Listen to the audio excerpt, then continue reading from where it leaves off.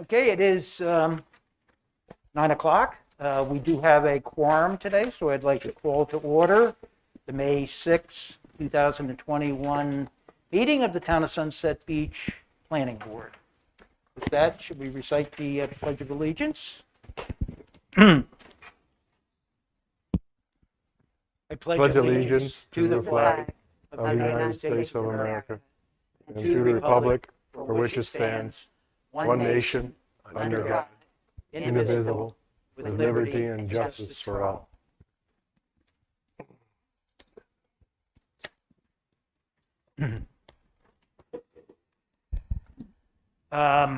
I'd like to make a motion that we move item 3 on our agenda under new business, the UDO amendment for Article 6 and 7, ahead of the existing item 1.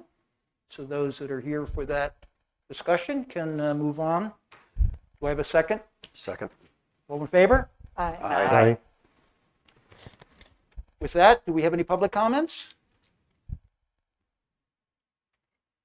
No. Yes, well, oh, I thought he was raising his He said- hand. Oh.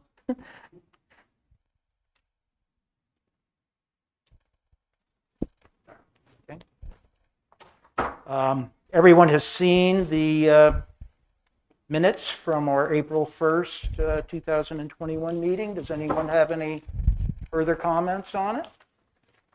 If not, I'll make a motion to approve it as written. Second. All in favor? Aye. We have nothing under old business today.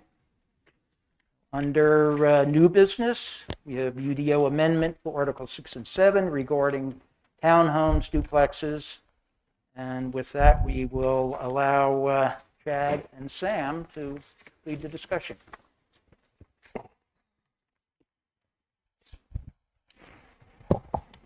Good morning, Chair and the Board. This is a text amendment that is going to come before you that was staff initiated, and also have Lisa Anglin, our interim town manager or town administrator and town clerk here as well. This is relatively quick and new. This came out of a development meeting between town officials, town attorney, and developers. Staff agreed to initiate a text amendment to essentially fix the hole in the ordinance in regard to duplexes and townhomes. Wes McLeod could not be here today due to some sickness in the family. Sam Shore, who I previously worked with in Pender County and in Burgall for a few years, so I've gotten to know Sam over the past couple years, now is with the COG, works directly under Wes. And if I'm understanding this right, Sam, you helped draft this text amendment. This essentially, and Sam, you can jump in here and help me with this, with how we're doing this.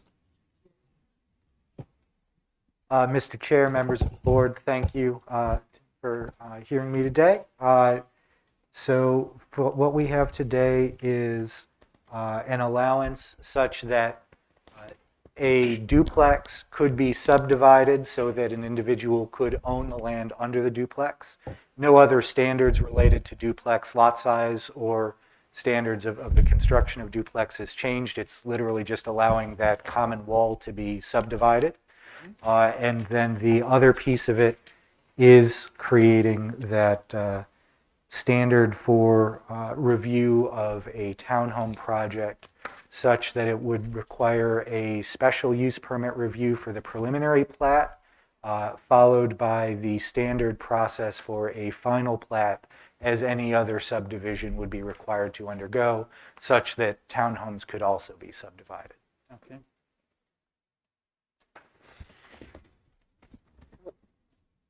Tom, can I make a comment? Sure, absolutely. Just to be clear, I think this is probably obvious, we're not intending for this to influence any of the zoning in beach residential 1 and 2, because it's not on the chart here for that. This will go for duplexes and multifamily developments across the board. So if it is allowed in that zone, yes. But we are not advocating for zero lot line procedures throughout single family, stuff like that. So if you think about how a townhome duplex works, it's not going to look any different than what you'll see. You won't notice that the land up underneath it is ultimately subdivided out. I know you've brought up questions in the past on regard to fire and safety, and that's not what we're advocating for here. It's just for the allowance of those lands to be commonly, what's the word I'm looking for, Sam? Commonly owned up underneath the townhome. Well, yeah, so currently, it's currently, if you were to do a townhome, there's no mechanism in the ordinance to subdivide it. So Correct. it would all be in common, and if you wanted to privately own something instead of renting a portion of the townhome, you'd have to condo out just the area inside the townhome, whereas under the mechanism that is created through this text amendment, you would be able to subdivide the land under the townhome or subdivide that common wall in the duplex. Regarding the zoning districts, the existing zoning districts for duplex lots remain the same. And in the table of uses, it does add a row for townhouse dwellings, which does not include beach residential 1 or 2. Okay. I have a So, que- so you could not put, I'm sorry, but you could not then put what we would call a townhouse in BR1, even though you could put a duplex in BR1 right now. If that's how the table of uses words it, yes. Okay. Yeah. When you said that you at least implied, maybe I misunderstood you, that it was in, I don't want to say collaboration, but at least after discussions with developers. And I think we all got an email this morning, which tends to contradict that. I'd like you to address that if you could.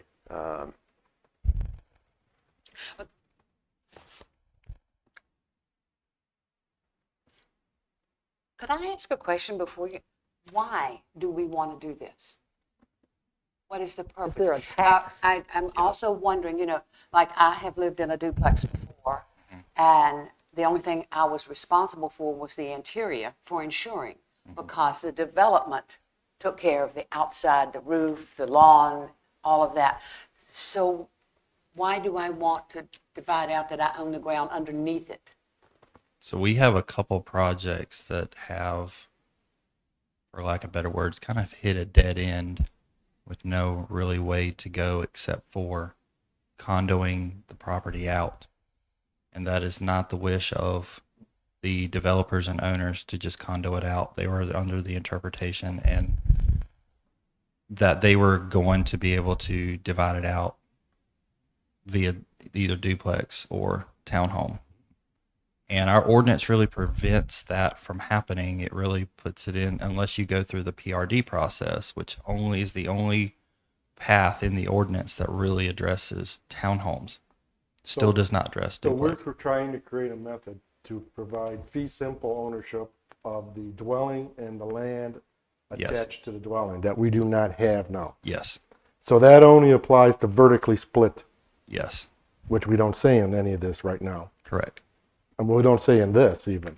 I think we're a little, well, in general, what we're looking at now is still, I think, weak on the definitions, because you could have a vertically split and horizontally split property.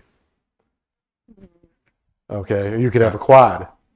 Okay, that's both horizontal. So you have, now you're looking at fee simple for the land attached to a horizontally split duplex. That's tenants in common on that piece of land. I'm not sure we may be myopically looking at someone's problem or a problem for a property, but I don't think we've done the job of thinking through the definitions of the properties and the type that we're talking about and the ownership issues associated with that. We might be solving an issue and a little bit more, but I don't think we've done the job of defining all the possible scenarios and we're not broad enough on the, or accurate enough on the definitions. I mean, a couple of things I seen. I mean, first of all, you have a single family dwelling detached, right? Which we all understand what it looks like on a piece of land. In Sunset Beach, a duplex is considered a single family, even though a duplex is a multifamily attached.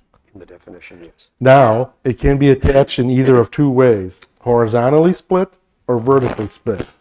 Horizontally split, the land is tenants in common, even though the dwelling is fee simple.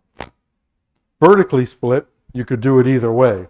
You can do fee simple on the dwelling and the land, or you can do fee simple on the dwelling and tenants in common on the land, which is probably the better way of doing it. But we define right now in our definitions as a duplex as a single family, even though it's technically a multifamily attached. Now, we also have a definition of a triplex in our code, which I'm not sure why it's there at all or needs to be there anymore. We refer to patio homes in this amendment, and we have no definition of a patio home. And the zero lot line definition does not define really, I think it should be in there, that we're only talking about vertically split multifamily dwellings. Because you can't do anything with zero lot line unless it's the vertical split part of it. So I think it's a little myopic look on maybe a scenario that you guys are all facing, or it has been out there or is hanging out there between a development or a couple of developments, but I'm not sure we've thought this through properly on all, and we're really into a complicated issue here, and then we're kind of taking a little piece of the pie out of it, but I think we ended up making more confusion later. The way I read this thing now, I mean, I had a hard time reading because there are so many multiple scenarios. I'm not sure how everybody else has done this, but I mean, you're just looking at these little pictures, right? You could take that picture and split it again to have a quad. Now, how does this all work then? Because you have a horizontally split structure and a vertically split. I mean, I think we got a long way to go working on what our definitions and how zero lot line applies only to vertically split definitions. Or we need to really then go the opposite way and focus it down on one type. If we think there's like one issue out there, it only applies to this type of property in this area, zoning area, with these conditions. We're kind of, look to me, and I don't know, I wasn't involved in any other. We have an issue facing us, and we looked at that, and let's solve that, and let's try to go around it and kind of make it general. But I think we've missed on that, so we've created, to me, a hodgepodge confusion of what's. So maybe we need to rethink all our is a single family only a single family, and then multifamily attached. Some of it is my proposal on splitting up large multifamilies and small multifamilies into two classifications. Because even on townhouses here, okay, we have a mental picture of what a townhouse is, but we don't really, I mean, what we're saying is that townhouse definition should be a vertically split only, the way we're viewing it. And what do we mean? 3 or more? 3 or more up to how many? I think they intended, you're right, Ron, but I think the intent was to only deal when there's a vertical wall Doesn't say separated that. in common. Well, it does, but it is, I agree, it's not clear. It doesn't say it. It Well, just doesn't say it. Townhouse, a Not single-family dwelling unit Not with constructed in a series or group of I attached won't units. debate it with you, but I'm seeing in the text amendment that's been put before us, there is reference to separated by a common wall as opposed to a floor ceiling with a horizontal separation. So I agree with you, and I think maybe some of the wording does need to be tweaked. And maybe you're right, maybe a definition change. It is complicated when we have duplex and single family as somewhat of a common definition. I think that creates confusion. Yeah, I mean, to me, first thing to do, in my mind, would be to relook at all the definitions and fix that if we're going this way. You're right. I would probably start out making a single family, which is one dwelling on one piece of land, and then say everything else is multifamily attached. And I think we need a break between large and small. I've got a proposal for an agenda item on that. And then say, okay, what are the small multifamily attached types we're looking at? You know, whether it's a duplex, triplex, quadplex, or whatever, then it becomes on how you split it and how you put it on a lot. I think we're trying to build something on a weak set of definitions that if you ain't got a good foundation, the whole thing crumbles on top of it. So It is the intent of this so that people can, in fact, if they want to have that sort of a legal ownership, to own the land underneath, as opposed to having more of a condominium joint ownership. Is that really the basis of this? Yeah, essentially, there's certain business models or ownership models that tend more towards desiring individual ownership. Certainly, sometimes banks may look more favorably on fee simple over condo style type development. So just giving that flexibility that ultimately does not alter the built form of the development. Okay. yeah, and like Sybil's situation, you could then be not part of a homeowners association. You could have an individual freestanding lot that has a duplex on it. That's the most simple concept of what we're getting into, right? There's an individual lot that's now 10,000 square feet or whatever that somebody wants to put a duplex on. It's one parcel, one lot, two dwellings, vertically split. So that could be set up as then, I think what we're trying to achieve, a fee simple. You got a lot that's owned by the family on the left and their dwelling, and a lot that's half owned by the family on the right. But they're fee simple, they're not tenants in common, which is then undivided ownership for the whole thing. Yes, sir. Just one point of clarification, and I'm sure you know this, just, there may still be an HOA for things like common space or things There like could be, but there could not be. Well, yeah, so if you did have a townhome type situation there, it's more likely that there would. Likely, Yeah. but with townhomes, right, because there's probably more than just a few. Common area, open space, that kind of Right. thing.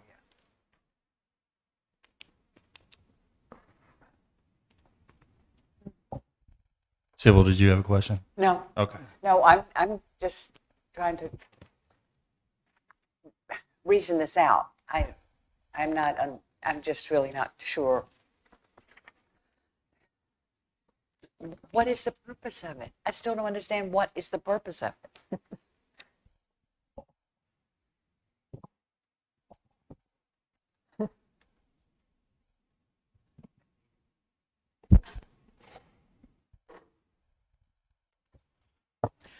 The purpose of this text amendment is to allow staff to have the mechanism required to allow a developer to split the land under a townhome or a duplex into a fee simple deed or title.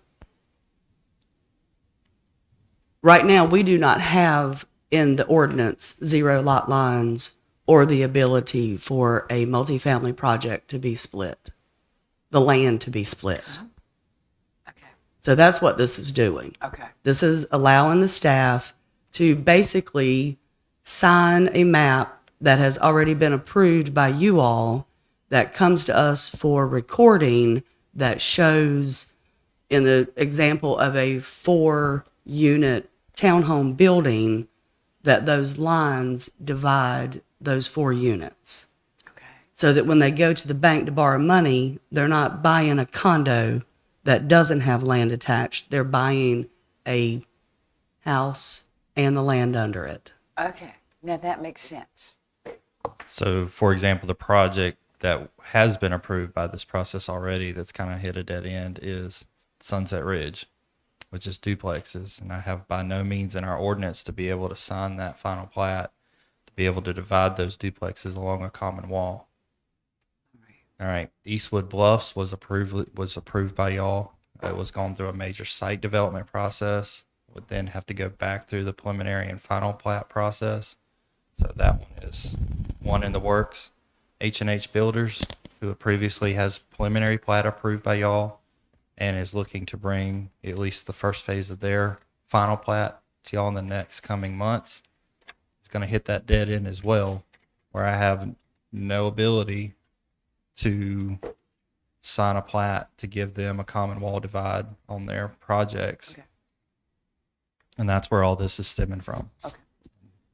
And if I can offer one other, inside town limits, there are projects that were developed pre-UDO adoption in 12 that this mechanism was in place. Okay. So we're assuming that when the UDO was adopted, that this mechanism was deleted, an oversight. Unfortunately, none of us were here at that point with the old zoning regulations. So this is basically a housekeeping to allow us to do what has been done in the past. Do you think we've brought up any points that would bear consideration by staff? Or are we pushing a rope? It's always helpful to have more eyes on text because, as staff, you hear, common wall or zero lot line, and, that in our heads, it might make sense since we're swimming in that pool every day. But, certainly I understand your concern about clarity because ultimately it is about making sure that the citizens in the development community has a clear understanding of what the community is trying to establish in its rules. And if there's a desire for further attempts to drill down on this, certainly that's something that can be done. I hear what Ron is saying. My going in position was that it's clearly a complicated issue, and I just felt comfortable that town staff working with the folks at the Cape Fear Council of Government, who I'm sure have a good deal of experience, have seen this requirement in many, many town UDOs, if that's what all the towns are calling it, have covered the bases necessarily. Yeah, and that we have a text amendment that will accomplish the goals that we're setting out to Yes, accomplish. and That's my feeling on it. Yeah, and certainly this language, particularly for townhomes, is found in other ordinances. We did not set out to reinvent the wheel on that, but if there's concerns about the way that it's framed, there's always opportunities to look again. Well, I don't think anybody in the planning board wants to adversely affect the timing of a development. There's things that are time sensitive, but at the same time, we don't want to create more confusion than we're trying to resolve.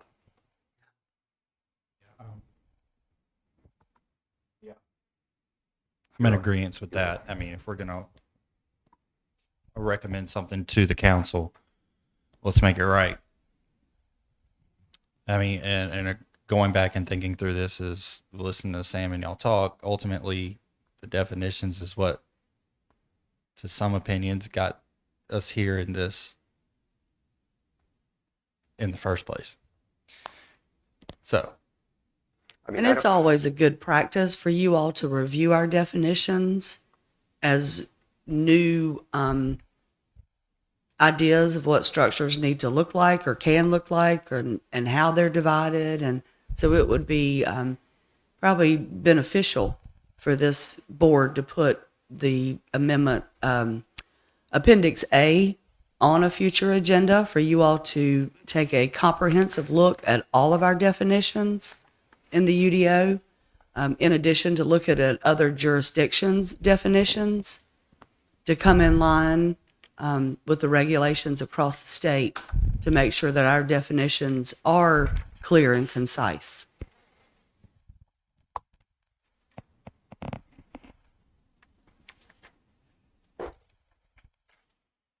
How would we like to proceed? We want to identify some specific language changes to incorporate into a document, which we would then approve. Do we want to recommend some changes in the document and have it brought back before us? Perhaps at a specially pulled meeting if the urgency dictates that. What's everybody thinking? I'm inclined with the latter, that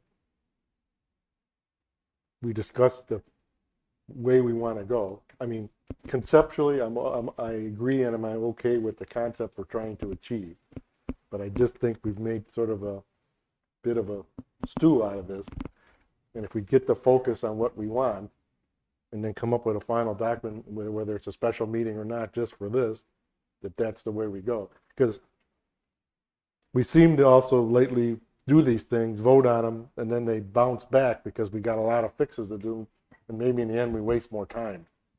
We don't get to the final product because we're bouncing things back to make fixes. So maybe if we take 2 weeks or 4 weeks, whatever it's going to be, we finish the discussion today on where we want to go. Conceptually, I think what Lisa talked about is what we want to achieve, and just write that properly to get there, so that the council can then take that, vote on it, and put it into law, as opposed to bounce it back for fixes. And it just seems like an unnecessary waste of time then. So maybe today we certainly need to go through it and figure out how we need to focus it and get it there, so that whether in 2 weeks or 4 weeks we have a final document and we say yes and then, or no, or yes, or whatever we decide on. And then it can go to the council and they can say yes or no, and that's it. I don't think we're there right now, but.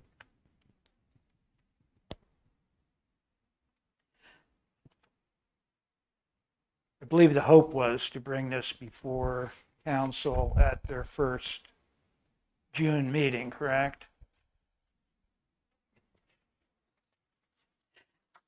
The hope is that you all move this forward today so that the town council can review it and call for a public hearing at their May 18th meeting for the June 7th meeting.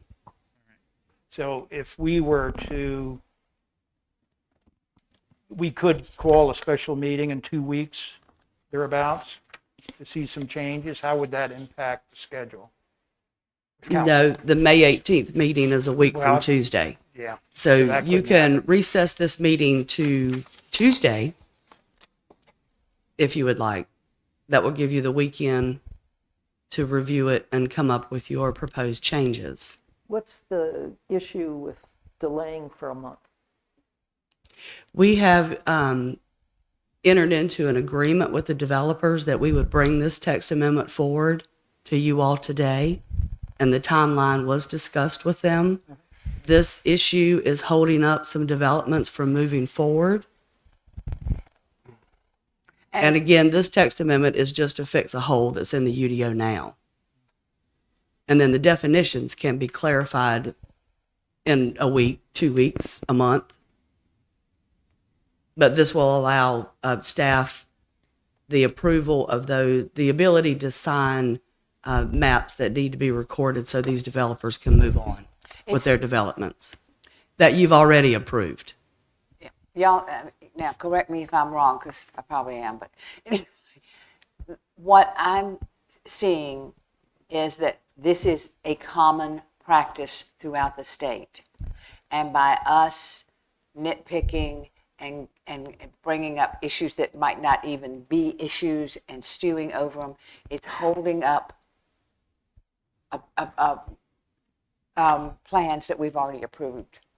And That is correct. And I think, personally, I think if this is the general North Carolina, let's say, guidelines, if we are following what other communities are, why, if it ain't broke, don't fix it? I had asked the question, are there, of staff, and Sam, are there points that we've brought up here so far that would motivate you to tweak the text amendment that's before us? And if that's the case, how long would it take you to, I mean, Ron's brought up a good point. We certainly, I don't think we're here trying to call a townhouse something with a horizontal common ceiling floor. We're looking at vertical property lines, common walls, as opposed to a. Is that something you could generate in a day or two and get to us so that maybe we do meet Tuesday and then allow the other, the work, the plans, the subdivisions we've already approved to move forward? My only hesitation is that when you start pulling on definitions, it's like you're pulling on the thread on a sweater, and because definitions are used throughout an ordinance, and sometimes you fix one thing here and you may unintentionally cause something else over here. And in order to thoroughly look at that, it's not something that we would want to rush. Yeah, but townhouses are not Although one of those things. One of those definitions that it's not threaded throughout our UDO. Yeah, well, I guess I was thinking more about one of the issues that was mentioned was the merging of the single family and the duplex sections. That's currently the case in the ordinance.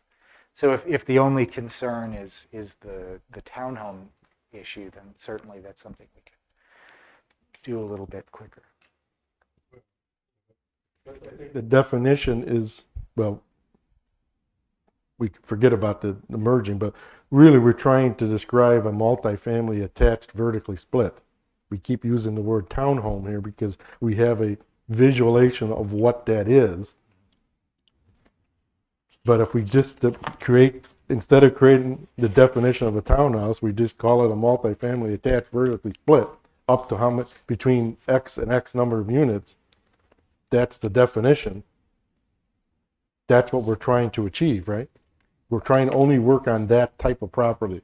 Multifamily, attached, vertically split from 3 to either infinite or some highest number of units, correct? That's certainly one way to frame it. I'll say that in most ordinances that I can think of, the table of uses does have a definition for duplex and as well for townhome that's separate from a multifamily. But that's something that there's always local ability to define however you want. Okay, so are we arguing over the name of the type of property, or you can call it a townhouse if you want, if that makes everybody happy, but the definition of a townhouse is a multifamily attached vertically split, 3 units up to whatever, right? So that's what we're saying.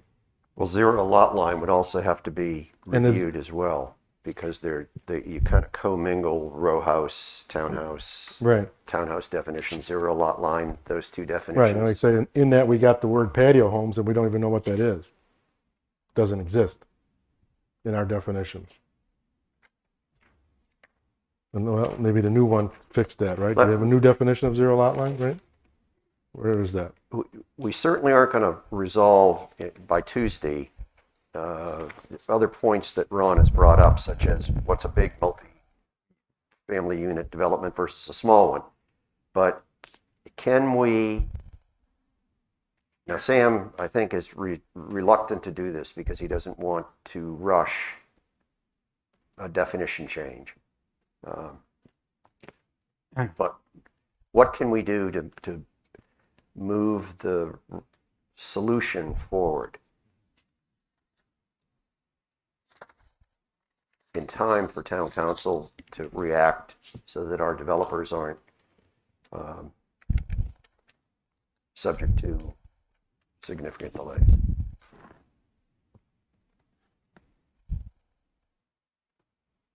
I do know I've had conversations with Wes about the multiple definition of what Ron has spoken of here today as far as townhomes or multifamily less than or more than. And we're still in the process of thinking through that one and potentially bringing that back before you Again, like But that doesn't impact this right now. correct. Okay. And also, like Lisa said, putting the Appendix A or working through some of the definitions in this. Also knowing that probably definitely by the end of the year, beginning of the year, knowing that we will start working on a audit and a UDO rewrite, not a complete one, but a rewrite anyway. So that's more future, but not an issue, but not now. So there are some ideas. I'd like to Although- suggest again that I think we have the right eyes, the right minds that have created this document that solves the problem at hand and will do so without creating any unnecessary problems down the road. I would be in favor of just moving forward. And if in time we find that some additional changes, additions, whatever are required, then so be it. We handle those. But I personally don't think we should be looking to hold up a lot of major Builders. Although projects when we have a solution at hand. although our definitions, obviously, we've raised some issues about them. Within the actual text, we say under townhouse, no unit shall be connected on more than 2 sides by common walls. I mean, You're right. We talk about walls. but we're talking sides, we're not talking vertically. So, that sort of gives an out. Well, I agree with Ron that it could be stated more clearly, but Well, yes, and could we do it right here in the text very simply without going to the definitions, 2 vertical sides? And Yeah. solve some of that what do you think of problem.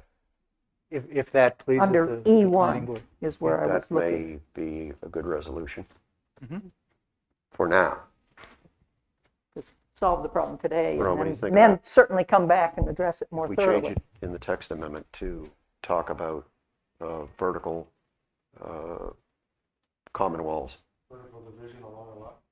Yeah, and then address other things in the future, or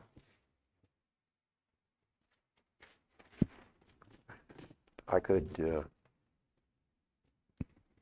support that. E1 is where I was looking. And how would you rewrite that? No unit shall be connected on more than 2 vertical sides.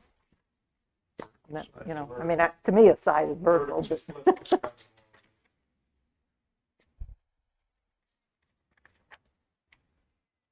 That satisfy everyone in moving this get forward? us through today.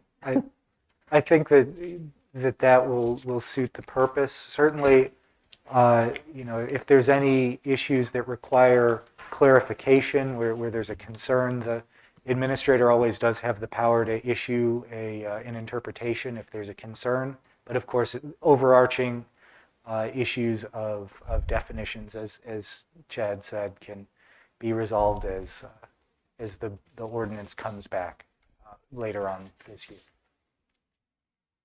Well, the townhouse definition is a new definition, right? No, there's one in there There's now. one in there now? But it's the one that's stated Oh, yeah, here. that's right. And That's so right. is zero lot line, and both of them, We're not changing the zero lot line though, one, right? not at this point. So we're taking, make sure I don't confuse myself now.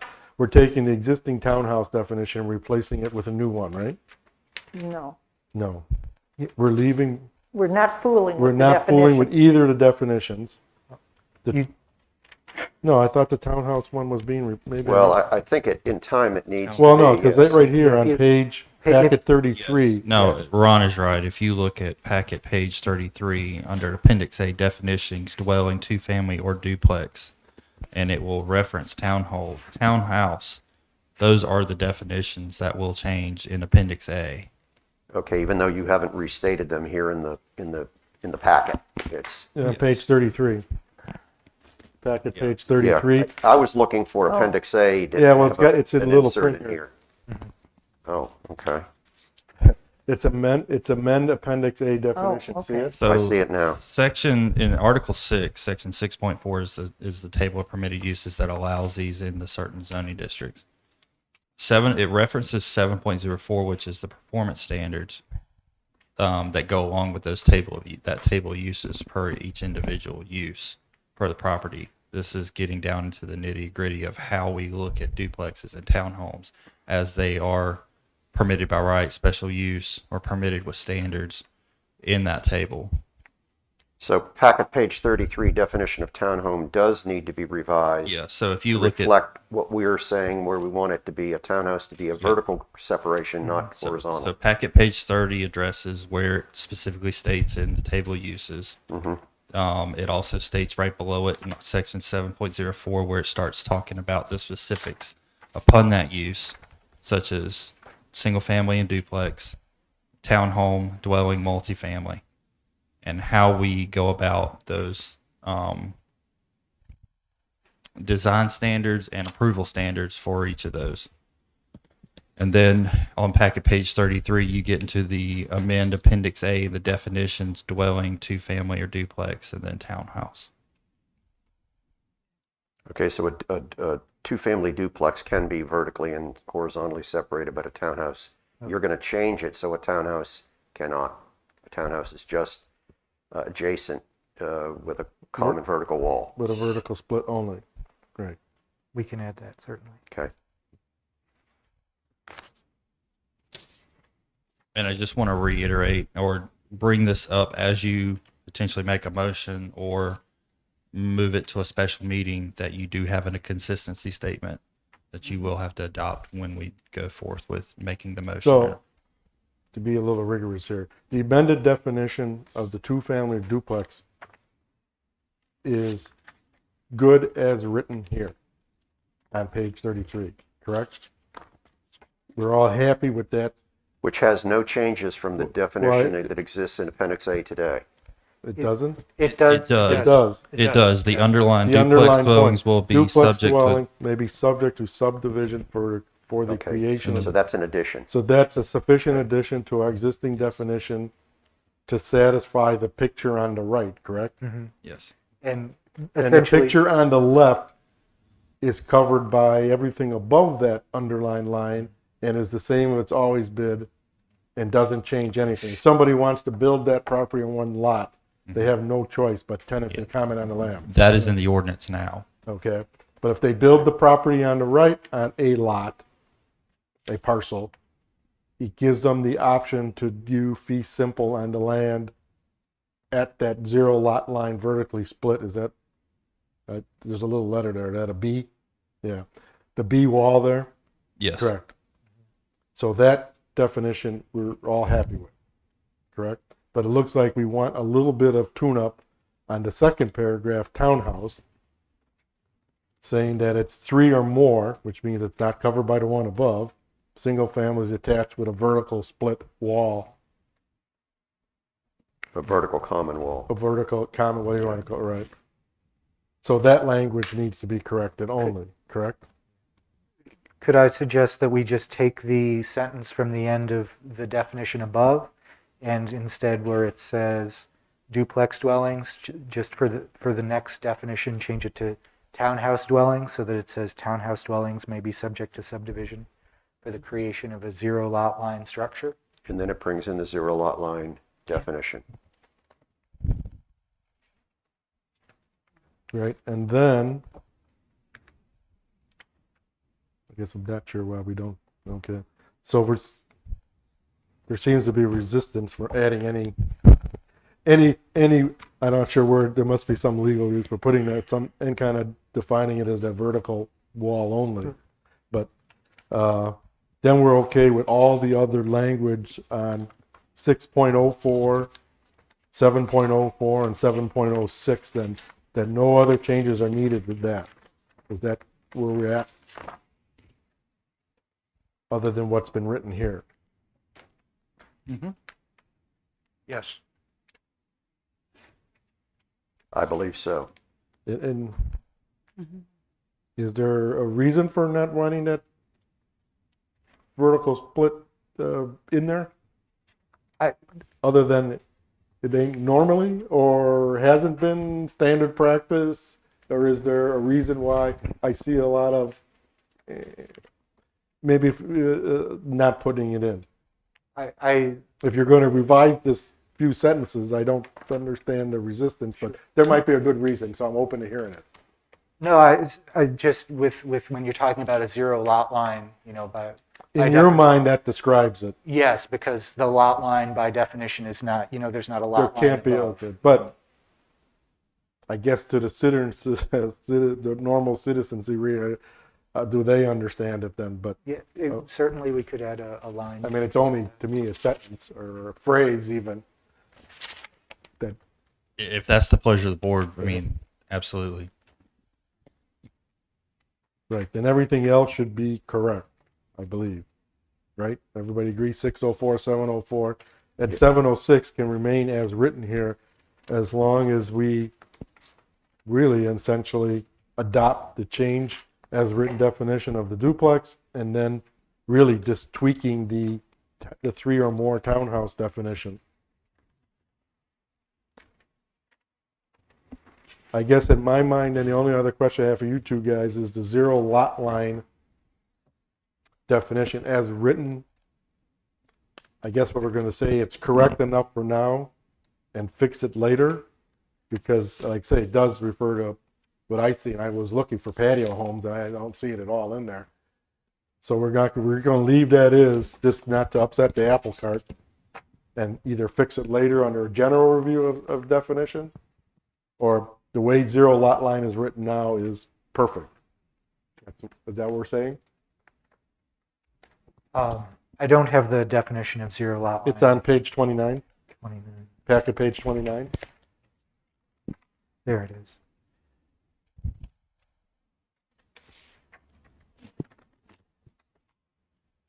Because we don't mention duplexes and we do mention patio homes. But I found that just as a whole or inconsistency in that definition. But what I hear Tom saying is take it as is now, fix it later. It very well may have been that there was a definition for patio home at one point in time. I don't even know what one is. Well, I think we have a picture in It- our mind. when as you to what it when is. you say patio home, I think single family residential. Yeah, I that's do what I too. think too. So I don't know. I guess in my mind, I would have just, after the and, is get rid of and put in the word duplex, And it very well could be summarized up which in would be the patio only home, change to that. patio definition. home versus, types of homes, modular patio homes, stick built, and on crawl space. So Yeah. Certainly, if there's a desire to amend that definition as well. Certainly, from a being covered standpoint, the fact that it says such as townhouses does provide enough leeway for staff to then move over to the townhouse definition or the duplex definition to provide the entire context. But if there's a desire to add that clarity at this point, it's certainly something we can do. Yeah, I mean, I guess in the smallest thing is just strike the word patio and replace it with the word duplex.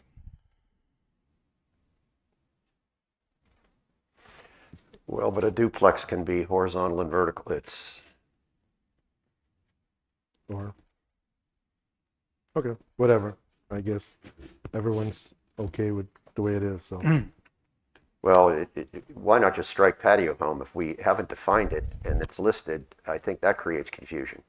Because somebody could come in and say, well, this is what Webster says is a patio home, and I'm going to build one now. And we don't have a definition we've agreed on. To me, a patio home is a single-family dwelling. Yeah, I agree with what Totally. you and what Chad said. I think it should be stricken. All Yeah, right, That's my simple as that, yeah. Tom, Just strike the and patio homes and be done with it, right? Yeah. I mean, that's just what I suggest. Tom, how are you going to? I am going to suggest that we modify the document in front of us to eliminate the word patio house or home, wherever we have that. I've lost track of where it is. That we modify 7.06E1 to read, no unit shall be connected on more than 2 vertical side common walls. And that we modify our definition of townhouse, whereby I believe we were adding townhouse dwellings may be subject to subdivision for the creation of a 0 lot line structure. Is that correct? Yes, I think. And in so doing, we believe that we have a document that is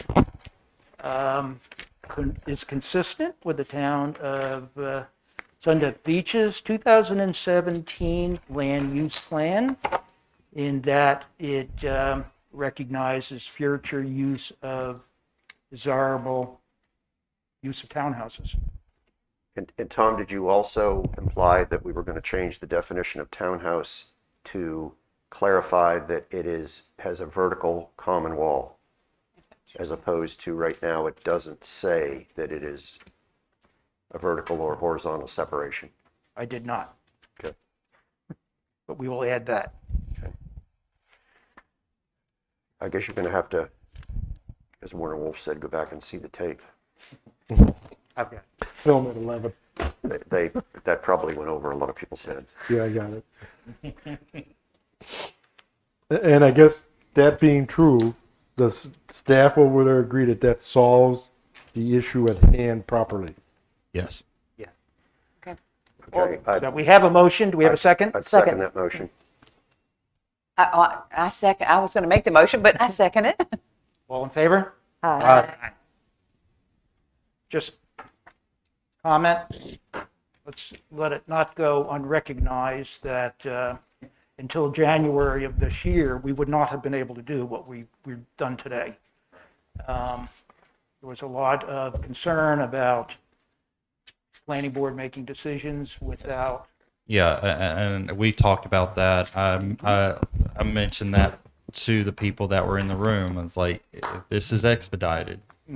And doing this, I cannot advertise because I'm going to put this in the staff report that would go to council per Mr. Corbett. I wanted to hear this. This would be something that I would have advertised for. Now, this will be advertised at least once or twice before it goes I'm to sure it will be. council. So just putting that on the record and letting y'all know that. And for the record, while it was never built into the revised text amendment, the planning board did agree that we would exercise due diligence and we would Absolutely. decide where we would and would not advertise as a Correct. group. And this is one that probably should be. As you saw in the But staff recognizing, in the staff report that's coming to you in a couple items, that with the tree preservation, that is something that I indeed would want to advertise for. Okay. Okay, then?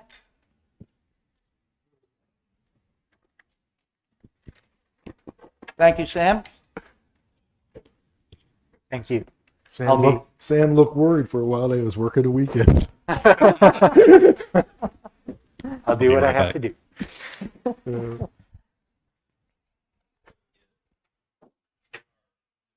We're doing Sanctuary Amenity Center next, correct? I'm sorry. Thank you, Lisa, have the rules changed regarding, is there any more than one person allowed in here? I'm not sure exactly when and,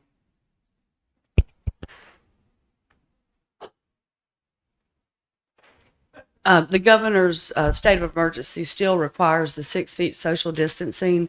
And when you get the board and all the staff members and then the public in this room, we are unable to accommodate the 6 foot separation. So until June 1, the town council still has us under these provisions. so But we can have more than one person here speaking? Yes. Because oh, we can. they That we was my question. I Right. thought we were told that we could only have one person. As long in as this they room maintain 6 speaking. feet. Right, yes. They can, and they're together, so they don't necessarily Okay. have to meet that requirement, but they're 6 feet away from everybody else. Okay, So that good. does meet the requirement. Thank you for the clarification. Okay, next item is item 1 under new business, the amenity center at Sanctuary. All right. Board, Paramount Engineering on behalf of Bill Clark Homes LLC, owners requesting the approval of amenity site for Sanctuary subdivision. Subject property is located off of Seaside Road, State Road 179, adjacent to the intersection of Seaside Road and Leek Street Southwest. Subject property is approximately 89.34 acres in size and is currently zoned MR3 and may be further identified by the Brunswick County parcel number listed below. I will recognize that the sanctuary has preliminary plat approval. The lot that the amenity site will not be on 89 acres. I do have Mr. Landon Weaver with Bill Clark Homes and Jim Cirillo with Paramount Engineering that are here to address any kind of questions you may have directly to them. What happens after, assuming we do approve this? I mean, we're not permitting anything, So correct? you are approving the use of the amenity center and pool and clubhouse, which is the amenity center, for the sanctuary. Once final plat is approved, or once they can provide water and sewer to that building, clubhouse, pool, then staff will be able to issue a permit to them to be able to start the construction. So no permitting following today. Yeah, until they can It provide gets us water to- and sewer, yeah, because that's till we- ultimately till going to we hold. get- And I've had conversations with Kerry White, our building inspector, that would ultimately hold the building or the building inspection up. Zoning would essentially be approved for this use, but they still have to bring the building and the pool. The pool, because it's community, will have to go through, correct me if I'm wrong, Landon, environmental health with the county, and then water and sewer will have to be provided to them for the building department to issue a building permit. Okay. Guess the first question or comment I had, I noticed on the drawing that the pool fence, which you indicate will meet North Carolina Code 15A, NCAC 18A, is a 48-inch fence, which I'm sure will be compliant. But I picture a swimming pool in a subdivision like this being like a magnet. And I just wonder if we shouldn't consider, perhaps a 5-foot pool fence rather than a 4-foot height. We'll meet the minimum, we may add it to 6. But the minimum, I would assume, Yeah, is we'll 4. meet the minimum, but we may end up, when we come down to it, we may end up having it higher. It just all depends. But, the requirement is to meet that minimum, and health department, they've got all these standards. They come out with a little ball to make sure the spaces aren't too wide where somebody can't fit through, all that good stuff. So, we'll definitely meet the minimum, and it may be greater. Yeah, the minimum, I understand. Yes. My request was you consider something beyond the minimum. I Now- would think it's going to be a, Our fence ordinance, because they were on the mainland and not the beach or the island, the minimum for pool fence is 48 inches, with your pool stops having to be at 54? I think so. Yep. So they will be allowed to do a 6-foot privacy fence on the outer shell of that if they so choose, because that's what our ordinance allows. it doesn't show in the plan. I'm just commenting on what I'm seeing here. Yeah, we'll meet the minimum standard. It may, or above, definitely. So that'll be a decision we can make when we Well, they, start installing. based on what Chad said, they will be allowed then If they so choose. to go all the way around with the 6 foot. Yes. Okay. So there's nothing in our ordinance that stops them from putting a 6 foot in. No. Not All the on way around. Not on the mainland. The minimum Not on is the mainland. 48 inches, though. The minimum is 48. Max is 6, you're saying? Max, So max 48 is, to right. 6 foot. Yeah. okay. One thing I noticed as an engineer, it jumps at me that the drawings are not sealed that we have, and I assume that they're a copy of the drawings that the town has and has reviewed have been sealed. Yes, I have those from Paramount Engineering. Okay. Yep. That's usually the first thing I look at, and you check up to make sure it's a current license. Like Tom just mentioned, or it's along parallel to that, on the note on C2.0, and I'm sure you know what the notes are, you reference mulch and you also referenced pine straw mulch. I know that single-family residents are allowed to use pine straw mulch. It would, and I don't expect an answer to this from you, but because it's your prerogative. But I cringe when I see pine straw put on a set of plans. To me, that encourages people to use pine straw. And we have discouraged that. We can enforce it on commercial, but we cannot enforce it on single family. But it's just something. Is this Back viewed to as single family or is this viewed as commercial? This amenity center, what is it? It's you not have? open to the general public. It's open to the residents only. There will be It no is- it is a membership. private clubhouse, It's a but- private deal. When we don't plan on using pine straw, we plan on using at least mulch. You know, we're going to have, there may be some pine straw areas in the subdivision throughout different common areas, just because of the large expanse of the area, potentially of the open spaces. But on the amenity, we more than likely plan on putting mulch. Again, there. I didn't expect an answer. It Yeah. just is.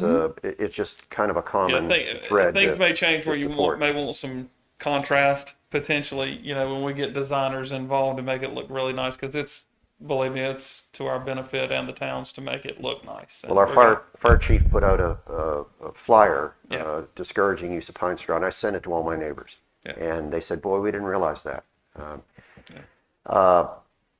This is for staff, and it really cannot be enforced here. But I really have an issue with the formula we have to determine the appropriate amount of parking required for various types of facilities, whether it be single family or commercial or the amenity center here. And we have a requirement for parking, which would require, it's based upon the surface area of water in the pool, which that's, And the clubhouse. okay, yes, and the clubhouse, because of its square footage, requires then an additional amount of parking. They could maybe make an argument that there's some common commingling and you can apply up to a 35% reduction for joint use, but putting that aside, we allow a credit of all the available parking spaces that are within a 400-foot walking area to this pool.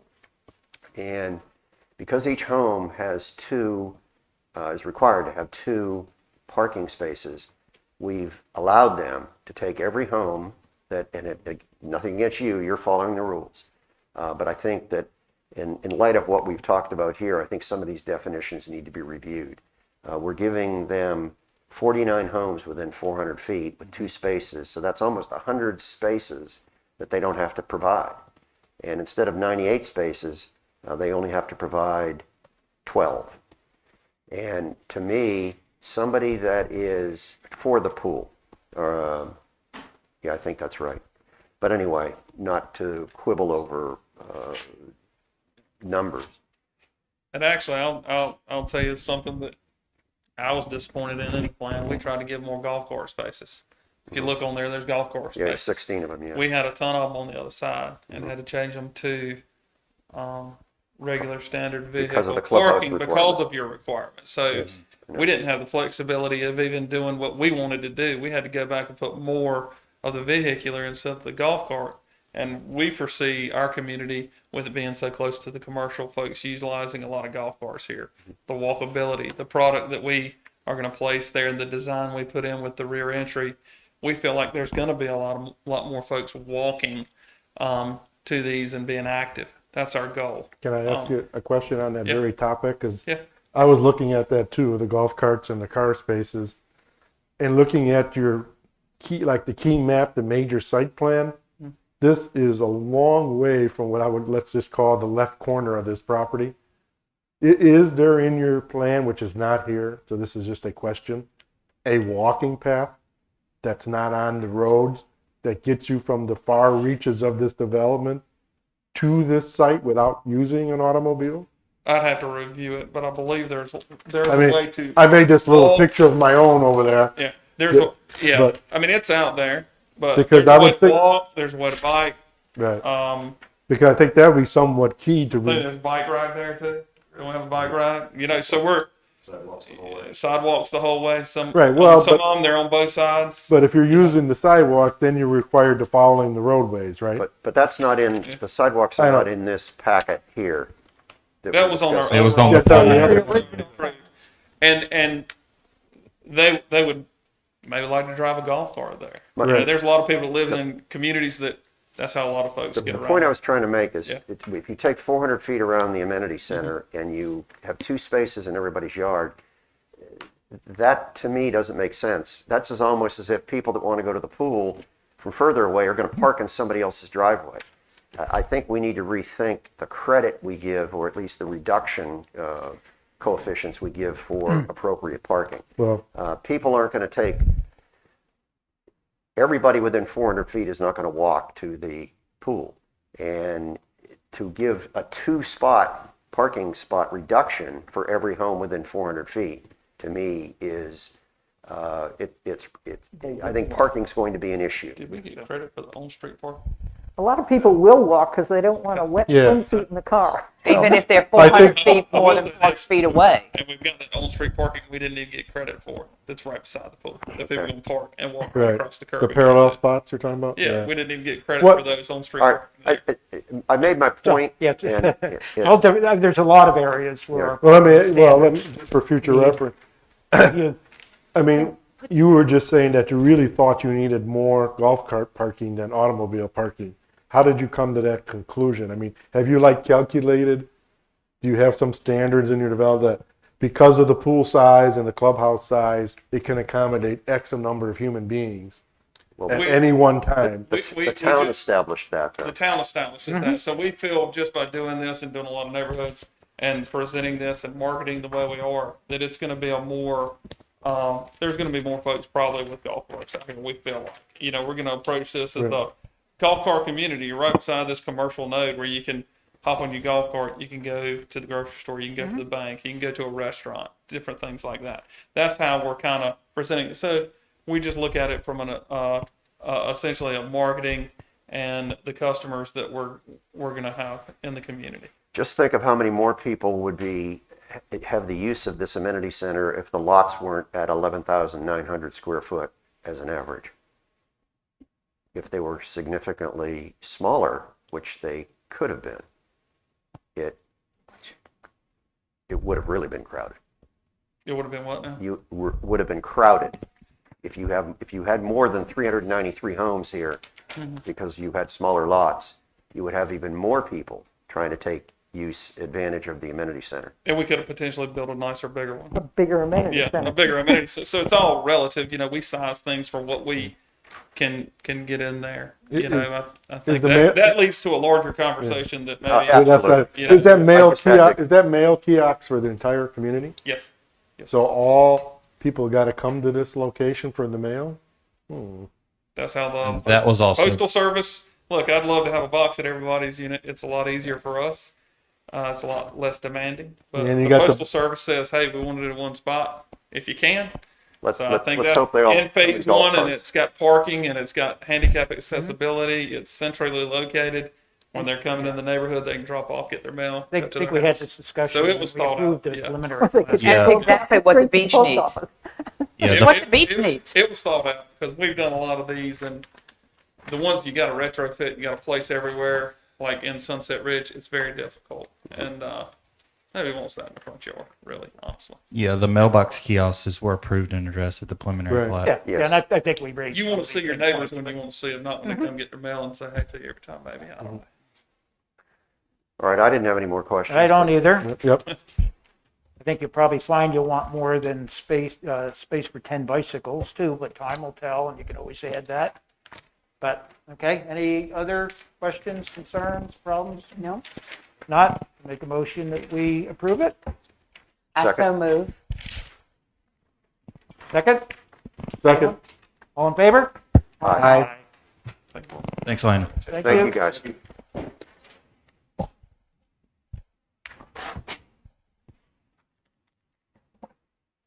Next item is tree protection. And I would like you to indulge me for a few minutes, if you would. We talked about some something we might consider is what some other towns are doing. Yes. And I took a look at one town that I visited, and I see as one that really is committed to preserving trees, and that's the town of Hilton Head, Okay. South Carolina. Okay. And I went back to their land management ordinances.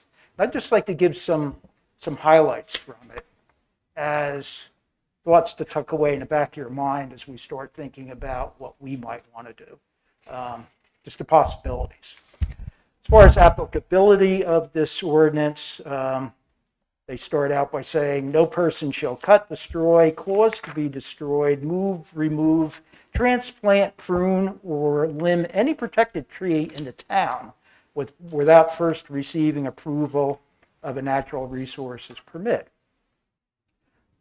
Next, all persons are required to make all reasonable efforts to preserve and retain any existing strands of trees, individual trees, and other self-supporting plants, whether or not such plants are protected under this section, as well as any other flora that make up part of the understory shrub layer or herb layer. Obviously, a list of exemptions follows. Tree protection applications. All applications for a natural resources permit for new development shall include the following: a complete tree survey, a brief written narrative of proposed plans for tree protection and replacement, a complete tree tally sheet listing trees by category, and they reference a tree equivalency table where they recognize that a tree is not just a tree. Certain varieties carry much more weight than other varieties, and obviously the size of those trees become a factor in their measuring those trees. A complete site development plan showing utility lines, grading activities, etc., in relation to existing trees and denoting trees to be removed with an X, and a replacement tree planting schedule. So these are things that would be required there at the point where they are doing what we would be calling a preliminary plat approval. Now, as far as a tree survey itself, a tree survey shall be in the form of a map or site plan prepared and sealed by a registered land surveyor.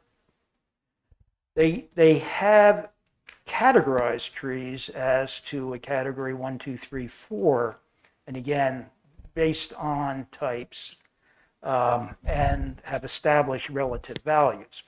So they go to say the location of all category 1, 2, and 4 trees with a DBH, diameter of breast height, of 6 inches or greater, category 3 trees other than cedar and palmetto trees with a DBH of 12 inches or greater, and cedar and palmetto trees with a DBH of 8 inches or greater within the area to be developed and within 25 feet beyond such area. So all of this has to be identified on that tree survey right up front. The next section, they have a requirement that establishes the minimum amount of tree coverage that you have to have per acre, whether you've taken out trees or not. So this next comment gets to that. So the location of any trees with a DBH less than 6 inches for category 1, 2, 4, less than 8 inches for cedar and palmetto trees, and less than 12 inches for category 3 trees should be identified that the applicant wishes to count them towards the minimum standard of tree coverage for the site. So a lot of mathematics going into establishing what needs to be done. And lastly, the species and DBH of all trees in the area to be developed. In conjunction with the tree survey, trees shall be marked with color ribbons, using blue ribbons to mark trees to be preserved, red ribbons for trees to be removed, and orange ribbons for hazardous trees. They have a section pre-construction underbrushing. No underbrushing of property other than public utility easement shall occur before a building permit is issued unless approved by an official in conformance with this section. Next section is titled Specimen and Significant Tree Preservation. They have a list of 19 different varieties that they're looking to protect. And they go to say, they divide it into specimen trees and significant trees. A specimen tree is any tree of any species designated by the state or federal government as an endangered, threatened, or rare species, or any tree of type with a DBH equal to or greater than indicated in this particular table that they have. Specimen trees for the tree type are trees that are within 20% of the DBH that has been established for each variety to qualify as a specimen.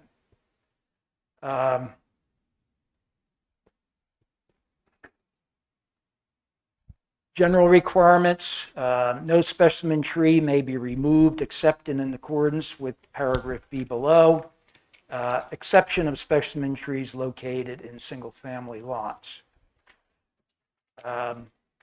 If preservation of a specimen tree causes unnecessary hardships, the applicant may apply for variance. The next section gets into the tree coverage thing. For all new developments, shall include at 900 adjusted caliber inches, ACI, of trees per acre of pervious surface coverage. And it goes on to say, lists the category 1, category 2, category 3, category 4 trees. There is category 1 is the hardwoods and endangered species. They've identified 8 types. And it goes down at the other extreme to a category 4, ornamentals. There's some 19 of those. But in calculating what needs to be replaced or added to, a category 1 tree has a tree value of 1, category 2 of 0.75, category 3 of 0.5, category 4 of 0.25. So they would equate you would need 4 inches of an ornamental DBH equals 1 inch on a tree that's on their list of endangered species. For areas that don't meet that 900 rule, initially, supplemental planting will be at a rate of 15% of the difference between the minimum standard ACI less the pre-development ACI on the site. Replacement planting, that number increases to 30%.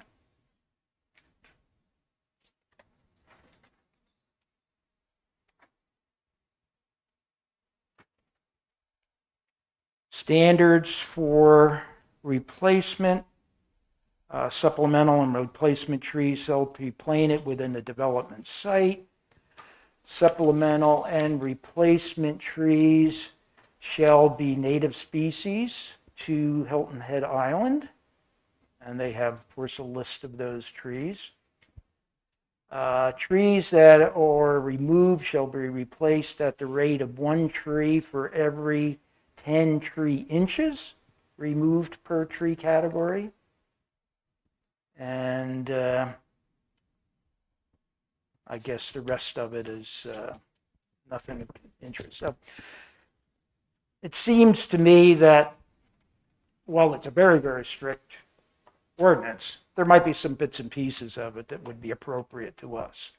I think an opportunity for us might be to broaden the list of trees that we are attempting to protect under identifying as heritage trees and protect. And also consider the DBH of those trees as part of a formula to establish what needs to be done by way of replacement. I think we have an opportunity to broaden the information that's brought to us at a point where we're being presented with a preliminary plat approval. And we had this discussion just a month ago. You know, we had a tree survey of form, but didn't identify what was going to be removed. Yeah. And I think there's an opportunity for us to do that. Maybe take a look at our list of replacement trees to ensure that they are indeed trees that are native to the coastal Carolina area.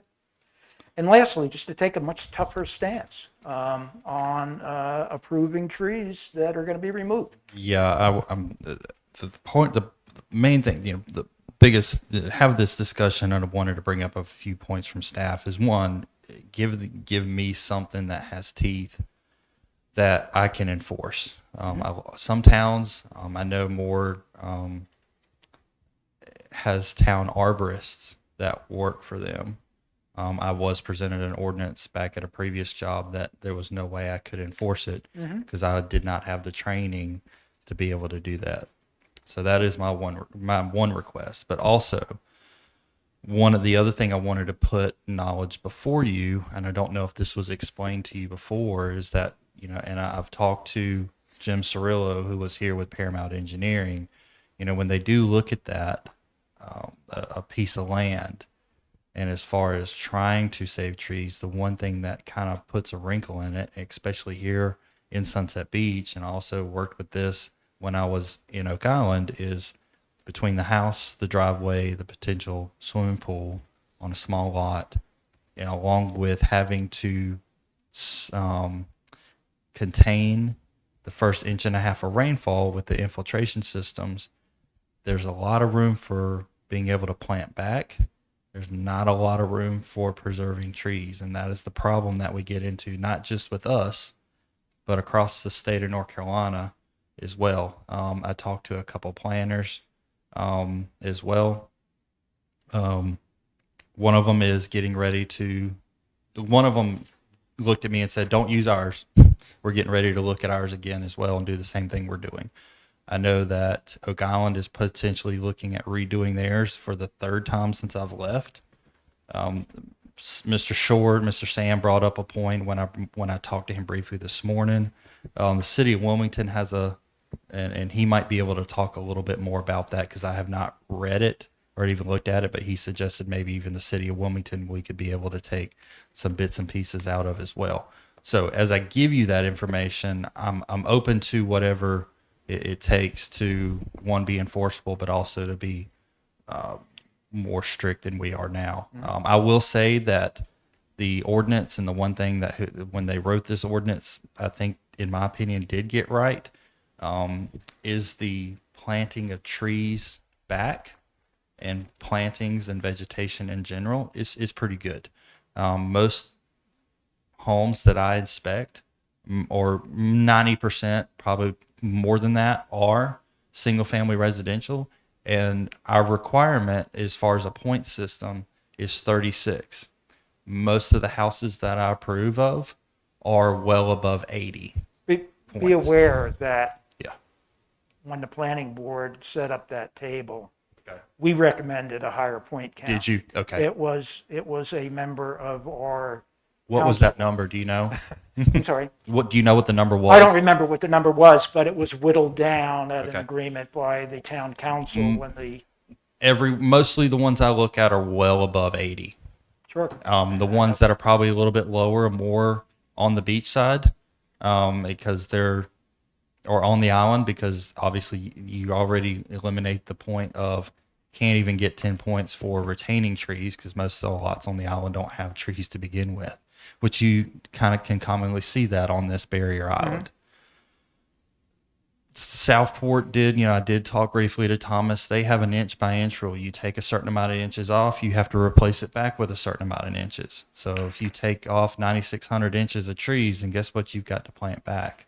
You're 96. only talking about the trees that, you're not talking about replacing trees in kind that are on the footprint of the driveway or home, correct? Correct. Okay. You're only talking about other trees. So yes, the lot. correct. So if you look at I'm just giving you the thought here. When you look at a piece of land, such as we just looked at with some of the projects as we approved, with the infrastructure, the roads, and all that, and what goes into the houses on a lot. In my experience, now these are a little bit bigger lots on the mainland that I'm used to seeing.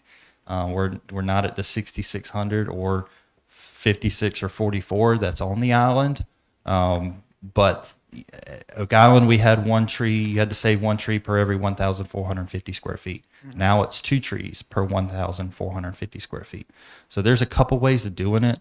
I'm open to any suggestions. I think I will take a look at the town of Hilton Head, also with the city of Wilmington, and I want to say maybe even Kiowa Island, or also maybe even Pinehurst would be a couple of good ones for me to look at as well. I just need to make sure that I don't need arborist experience to be able to enforce it. Again, the plan would be that you'd have a trained professional that is, When you has get into gone through all of this. when you get into canopy coverage and math and that, you almost need a degree in that to be able to enforce it. So that would be my only request, is just make sure, give me something I can mathematically and Right. and I enforce think what it. Tom read is certainly detailed and probably the one fits thing- with what we want to do. The one thing I took from But- that, and I think it's a bit extreme, and this is my opinion, removing a tree on a hardship and requiring a variance for that, it's hard to get a variance on anything we do. I wasn't suggesting for a moment Right. No. that we follow this. Right. I think there's some thoughts, Yes. as opposed to a 1-for-1, take a tree down, you replace it with one. Well, no, you take down a 36-inch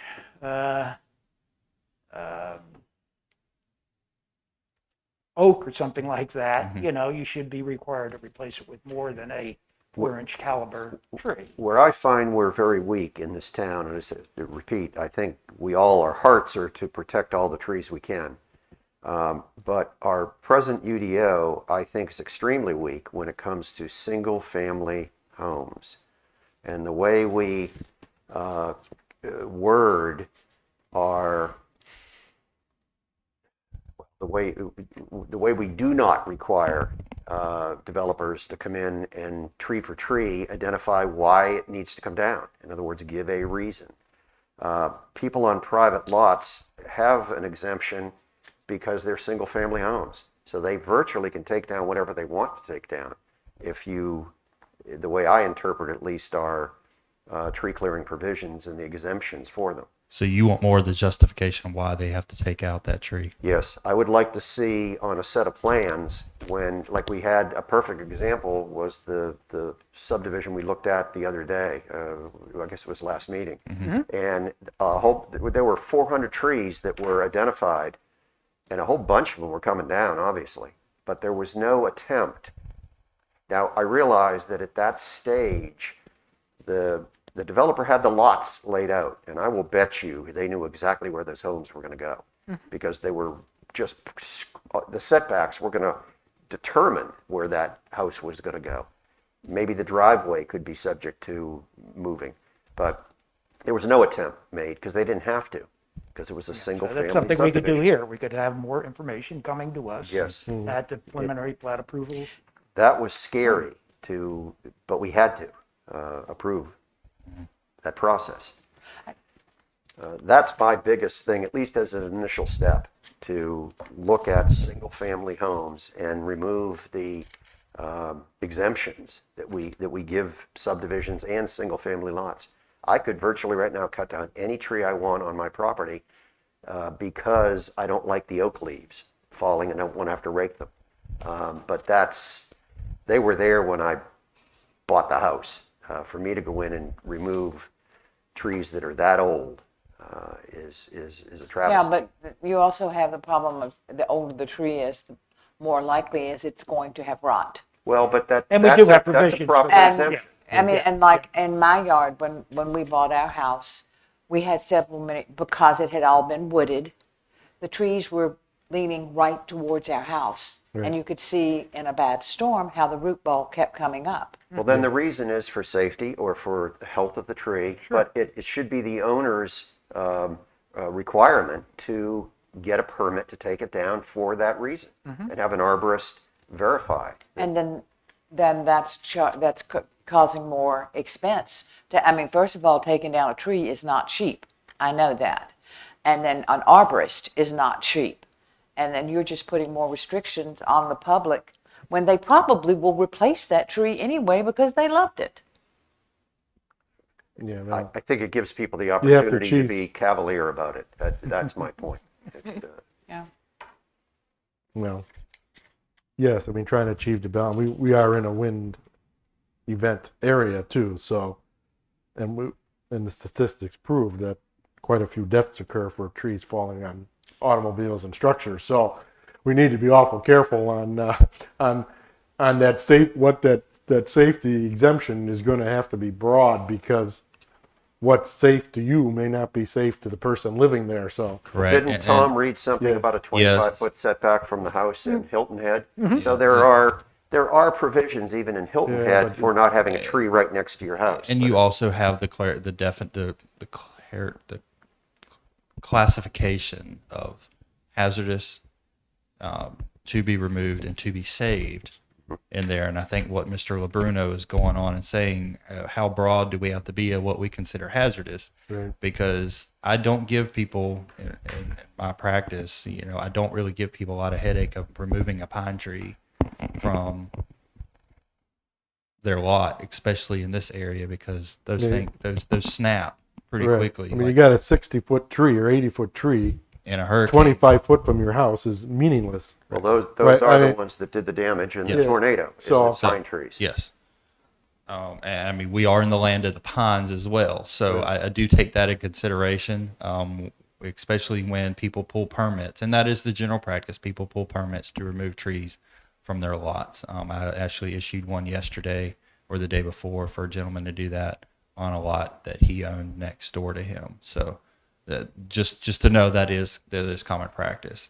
But they don't have to. They don't have to. And I can point to 3 on my street. Well, I mean, heritage trees, yes. I mean, you do have to have, especially on a clearing and grading, if you're coming in here and you don't have a house on there, clearing and No, grading, but if you do have to have a house on there, Yes. yeah. That's my point. And in some cases, the HOAs can. Yes. Yes, in our case, the HOA has some authority on what you can and cannot Yes. remove. Yeah. So, And most of the time, if correct me if I'm wrong, definitely more restrictive than Right. us. Yes. well, I guess conceptually, I think we all agree we're trying to save trees from mass destruction. I'm just, if we get into the weeds, so to speak, on individual homeowners, we may never get this done. But to me, I think what's most objectionable to people, even though there may be good reasons for it, is when you're making a big development. I mean, everybody talks about sanctuary because they clear cut the whole thing.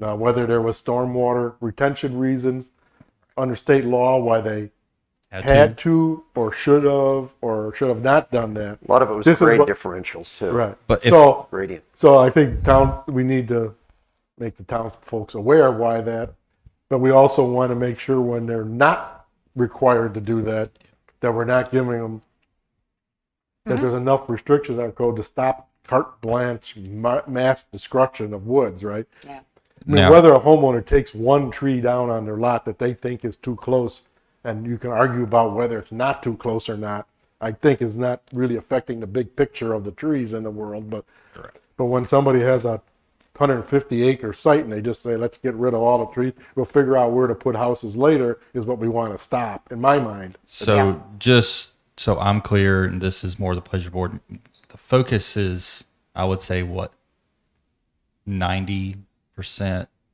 development projects, 10% human, yeah. or 95 to 5. Right. Your more concern is the preservation on development of subdivisions more or less than individual homeowners taking out trees. Now, don't get me wrong, there probably needs to be some more provisions, a little For bit more that, teeth too. on for that as well. But I think the general concern for this board, Mr. Larkin, correct me if I'm wrong, is more the developments that are going on in our town. Absolutely, that would affect more trees. However, I think we need to make people think, or at least have another step, and get a permit. And right now, they don't need a permit. I would not need a permit to take all my trees down.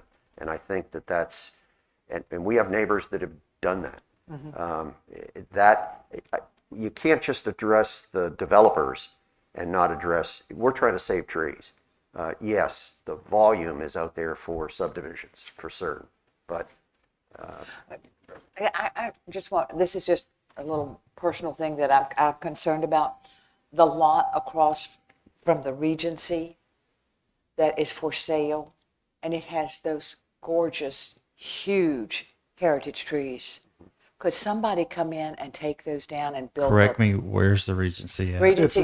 Dead Man's Corner of Curve. Beach and Shoreline she's talking about. Yeah, it's that high big rise with the turn. the townhouses, condos, whatever they call The it. And, property for sale on the corner of Beach and Shoreline, what used to be the Cherry Motel or whatever was there. Okay. do you know where? 179 where it turns into Shoreline. Where you make that real sharp turn to go on down to Napa? when You you know go what? into Oh, Calaveras. yes. Yeah. Yeah. All right. Okay. Could someone just come in and cut those down and Yes. put up a restaurant? Oh, they have to get a Right now? permit. They- You have to get a If they can permit. show that Get a the permit. building is going to be in the way, yes. Yeah. And Oh the my driveway. gosh. Yeah, I mean, Yes. Those as are, far as those what are it three of the says. prettiest trees Yeah, in this to- town. Well, Yeah, to but- answer your question, as far as bringing a project, what it's zone, allowing that zone, as far as, let's say, if it's a business for That's the a- building, that's the a parking, business development. and the stormwater, I'm assuming state stormwater. Yeah. I mean, I had the same issue with my house. I had a giant oak in the middle of my family room. I came to the town and asked them, could I move my house around from the setbacks to save that tree? And they said, sure, this is what you got to do. You provide this paperwork and that. You go to the Board of Adjustment, and maybe 3 years later we'll turn you down. So I said, adios tree. Yeah. I mean, it is the real world that gets in the way of what we all think is great. But that 36-inch oak in the center of my family room is gone because of what it would take. And he told me it was before everybody's time that's in this room, was that in the end, we probably ain't going to approve you to move your house, change your setbacks anyway. So, adios tree. Maybe we should All right, suggest the town buy another what's our park. consensus that we Suggest want another park for the to town. do? Buy that property. I would suggest, the park. Why could we not? each identify I- some of the things that we remember would when like the motel was there. to see added to Yeah. our tree preservation code? Perhaps send a copy of that to you and Cindy. Yeah, And if you'll could just, Cindy possibly get everyone's feedback out to us? if you before wanted to the just next send it meeting? directly to me, and I can work something up and take the time to work something up. And I can always blind carbon copy you individually back Because I on think it'd be that. interesting for each of us to see what others have. Yep. Well, there's Suggestion. advancement, and then I had sent some things, and I think Ron has also into Chad, and I appreciated the fact that you took quite a few of the things that I had suggested and put them in. Now, I wasn't happy. I thought it needed more teeth. Well, But now I I've took, got another document. to I start took your from. suggestions and also took the staff report, put it in there back on what we worked in the infamous March 2020 meeting that everything halted of, as former staff said, with the Bruno option. I don't know if that was literally the, Well, I can talk to that now. I mean, and I guess, it almost seems like there's two different things that were well, working there. I don't want talking too much, but originally, back before February 20th of 2020, we were looking at text amendments that basically took, if you remove X amount of inches of tree, you replace it with Y amount of inches of tree. We were going on a formula thing. Almost the inch for inch rule. Well, it wasn't right. Right. I'd have to, it's here. I'd have to reread it Right. on what we kicked it around, like we decided inch and inch wasn't right, and maybe it should be somewhat, we were kicking around that idea. Then not suddenly, when we got to the February 20th meeting, Then we got the table of tree remove versus replacement. I saw that. Replace the calculated inch rate. At that point, I sent Todd, I guess at the time, this table. Okay. So the Labruno option isn't the table that's in here now. Okay. My table, Will you send that to me? you could have it. Okay. I can send you mark up, or you could All take right. the, was more stringent, I guess. Okay. It replaced, Now, the other option I've seen other towns do, and I've heard of other towns do, is they do kind of like what I thought maybe that Hilton Head was gonna go with, was more of a classification of a point system. And when I say that, not our point system, but you have X amount of trees that are rated, you get X amount of points for planting these trees back. Yep. So that's another option I've seen and heard of other people do. I think this is a good working knowledge for me to send y'all some feedback and kind of get, now that I've gotten kind of the gist of what we're looking for. I have to be honest, the planting back, the vegetation and tree ordinance of what's required to go back, I think is decently good and isn't enforceable. It's the beforehand part before we get to that point. In other words, making people justify why they're taking a tree down. That's in the exactly first what it place. is. Yep. And not just say, I'm going to take it down and I'm going to give you a 2-inch BDH for it, and we couldn't stop them. right. Yep. If we stop them taking it down in the first place, it's easier, you don't have to worry as much about Well, replacement. make them justify Right. it. It's, So it's legitimate for us to say, you need to provide a tree survey by area, by species. Mhm. That's an allowable thing to make a developer do. Yeah. well, Yeah. in the last Some of these developer make did, stupid questions, but I'm just saying, because that to me is seems like the first logical step is to require for any development I a used to- tree, a topographical and tree survey that identifies all. previous beach town employment, I used to make people go out there and flag every single tree that they were going to remove. Right, and the color system that Tom Yes. talked about seemed logical. And then, once you have that survey, then now identify the ones you're removing for whatever reason. and Houses in the way, Houses safety. in the way, infrastructure, Right, right or of ways, whatever. towns, and we need water, to be sewer. sensitive that there's points in time along that development which information will come to the developer. They'll make selections, so that we can't expect them to identify every tree they want to take down on day one. Right. It's Well, a you make process, but a they good can't faith take it effort, down. right. Yeah, they can't take it down until it's justified. And then I kind of ran into a little roadblock, and maybe because maybe my notes run short. We keep one section talking about heritage trees in 1006, and then in 1306 we talk about regulated trees. And then I started thinking, okay, which trees are those?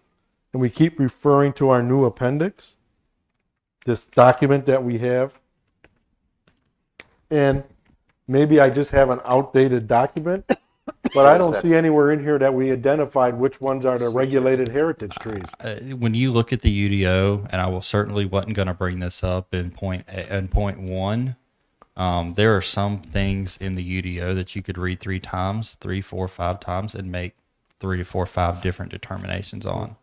And some definitions are included into that. The two that really speak out to me are this very one thing we're talking about and fences.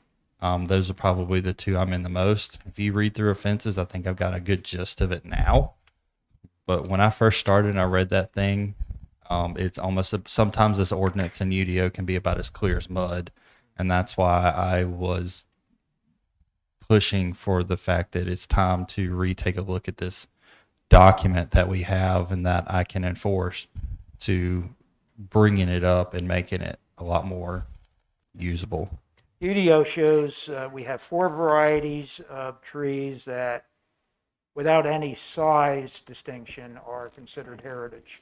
Right. And then we have 19 additional varieties that have a caliber of 18 inches and greater, are considered heritage.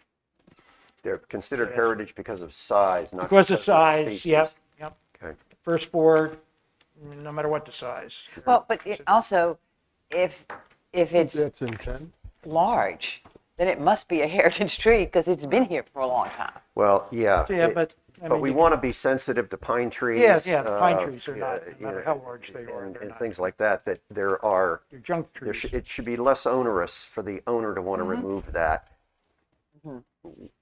Yeah, the trees that really get kicked around around here that don't get any respect are the palm trees. Everybody wants to plant them. They die within a couple years, and nobody wants to see them. And they fall over very easy in wind. And they aren't indigenous And they're to not, North yeah. Carolina. Yeah. They're not So- indigenous, no.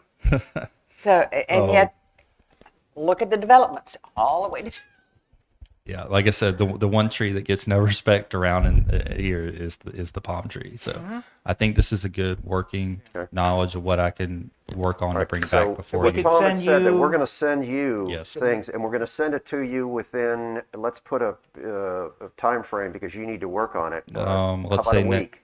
Yeah, how about next Friday? All right, a week from tomorrow. Yep. Is that something everybody Yep. can do?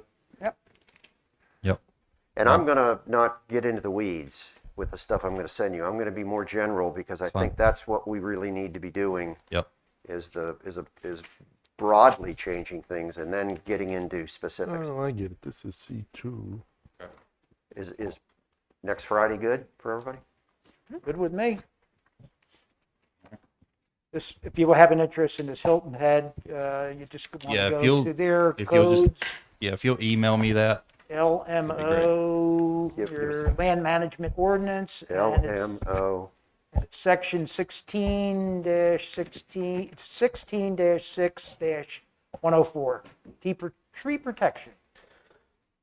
16 dash, 16-6-104, okay, and it's LMO Hilton Head. LMO in Hilton Head, Thank you. South Carolina. It's, I don't know, it's a 14-page document, I think, or something. Okay, great. Thank you, Tom, for putting that together. Do we have anybody in the back? just No public comments?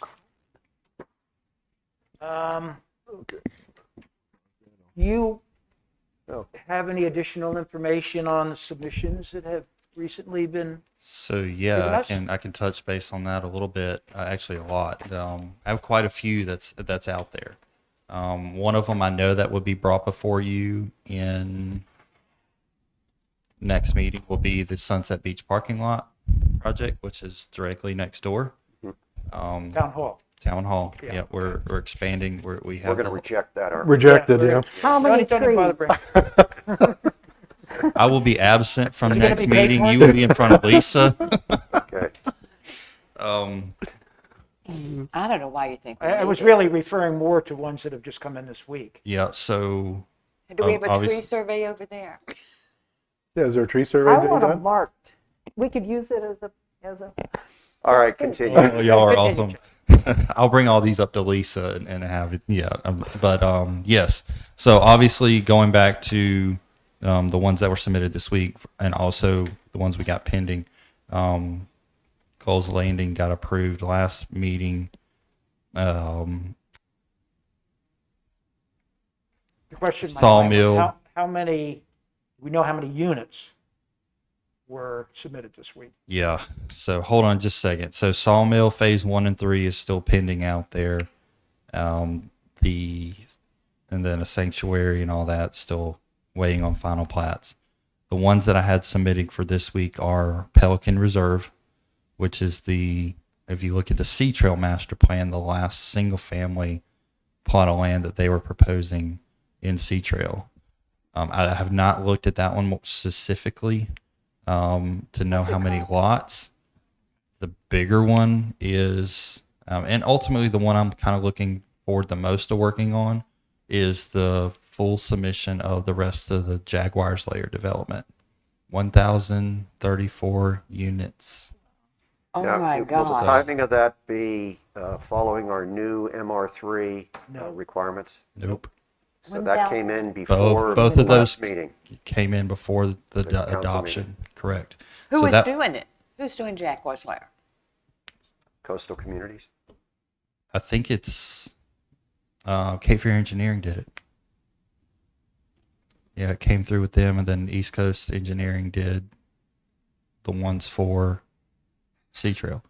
So, yeah, those two will go before TRC in June, and potentially the earliest date it could be on a planning board agenda is July.